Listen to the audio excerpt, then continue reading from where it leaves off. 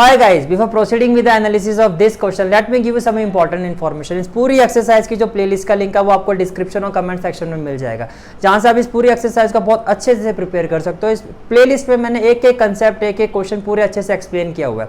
While preparing the exercise अगर आपको कहीं भी कोई डाउट आता है किसी भी क्वेश्चन में, किसी भी पॉइंट पर, तो आप अपना जो डाउट है कमेंट सेक्शन में शेयर कर देना। इन द अपकमिंग लेक्चर जो भी आपका डाउट होगा उसको मैं उसका एनालिसिस मैं आपको करवा दूंगा, जिससे क्या होगा ये एक्सरसाइज आपकी बहुत अच्छे से प्रिपेयर हो जाएगी। तो let's start with the analysis of this question. Let's start question number 22 and the question is we have to discuss the continuity of these four function. पहला फंक्शन क्या है? Cosine, that is cos, cosec, sec and cotangent का। Cotangent का मतलब coat. तो पहले हम शुरुआत करते हैं कोसाइन से। तो let F X is equal to cos X, let F X is equal to cos X, right. cos x, that is fx, is defined for all x belongs to real number। कोई भी ऐसा real number नहीं है जिसको आप यहां put करो और ये डिफाइन ना हो। तो cos x जो है हर रियल नंबर के लिए डिफाइन होगा, हर रियल नंबर के लिए डिफाइन होगा। Let c be real number. Now at x equal to c, at x equal to c।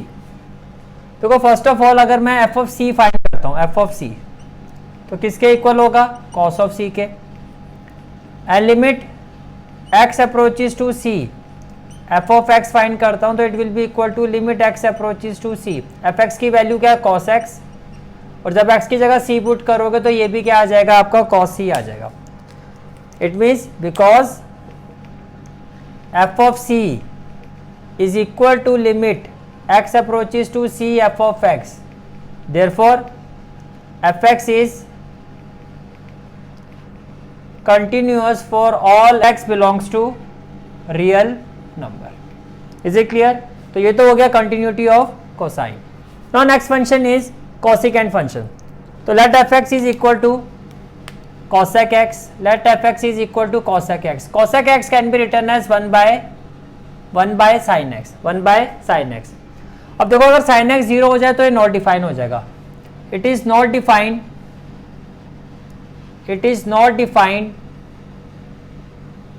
When sin x is equal to 0, when sin x is equal to 0।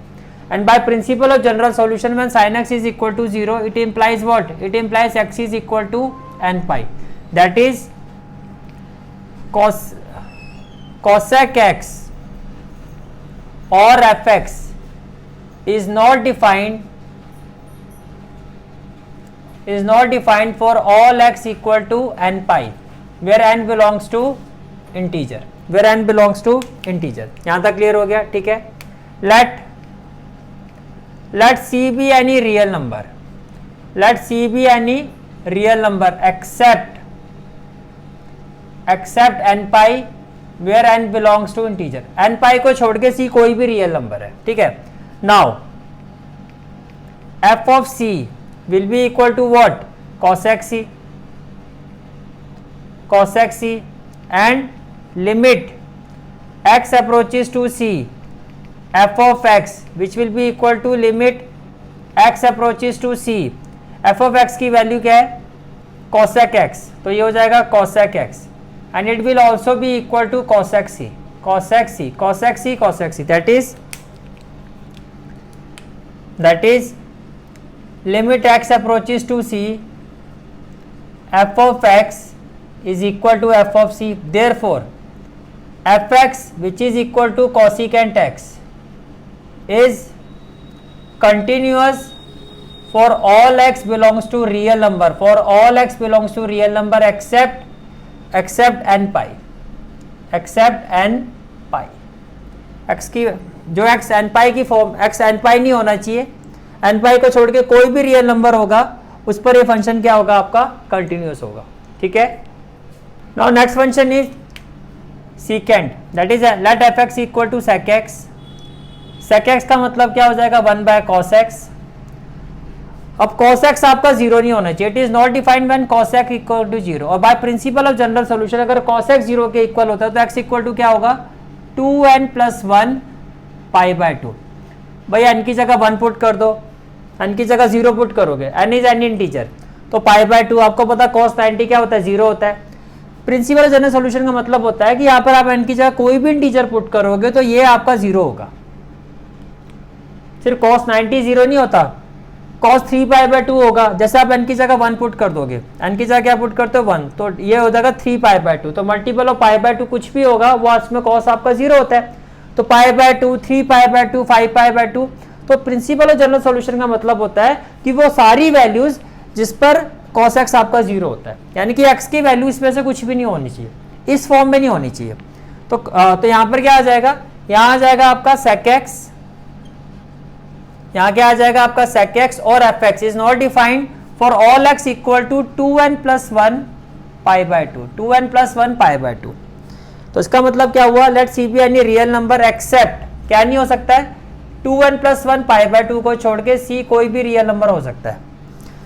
तो F C की value क्या आ जाएगी, F C is equal to क्या हो जाएगा, sec C, और limit X approaches to C, F x equal to क्या हो जाएगा, limit X approaches to C, F X की वैल्यू क्या है, सेक एक्स, तो यहाँ पर क्या हो जाएगा सेक एक्स, एक्स की जगह सी पुट कर दो तो ये क्या हो जाएगा आपका सेक सी, सेक सी, सीकेंड सी आ रहा है, सीकेंड सी आ रहा है, तो इसका मतलब ये क्या है, अब limit X approaches to C, F X जो है आपका वो एफ ऑफ सी के इक्वल आ रहा है, therefore f X is, therefore fx equal to sec x is continuous for all x belongs to real number except 2n plus 1 pi by 2। इस form को छोड़ के बाकी सभी रियल नंबर पर आपका ये जो फंक्शन है वो क्या होगा, कंटिन्यूअस होगा। इज इट क्लियर, ठीक है। Now next function is cotangent function. Cotangent function का मतलब fx इक्वल टू क्या हो गया, cot x। cot x का मतलब क्या हो जाएगा, cos x by sin x। Now it is not defined when sin x equal to 0, when sin x equal to 0। अब sin x equal to 0 का जनरल फॉर्म क्या होता है, principle by principle general solution n pi, भाई multiple of पाई में sin 0 होता है, तो कोई भी मल्टीपल ऑफ पाई यानी कि n की जगह where n belongs to integer, मैंने जैसे कि अभी आपको बताया प्रिंसिपल ऑफ जनरल सॉल्यूशन का मतलब इस x की जगह अगर आप एक वैल्यू पुट करोगे और n की जगह कोई भी इंटीजर पुट करोगे तो ये वैल्यू 0 ही आएगी।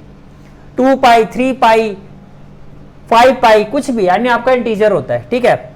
और तो इसका मतलब क्या हो गया, दैट इज cot x और fx is not continuous, is not continuous for all x equal to n pi where n belongs to integer, now let c be any real number, except n pi where n belongs to integer, ये clear हो गया, ठीक है। Now F of C क्या हो जाएगा, cot c। Now F of C क्या हो जाएगा आपका cot c, and then limit x approaches to C F X, limit x approaches to C F X will be equal to limit x approaches to C, F X की जगह क्या आ जाएगा cot x, x की जगह c put करोगे ये भी क्या आ जाएगा cot c। इसका मतलब क्या हुआ, इसका मतलब ये हुआ कि limit x approaches to C F x equal to क्या आ रहा है, एफ सी आ रहा है, therefore f x which is equal to cot x is continuous for all x belongs to real number except n pi.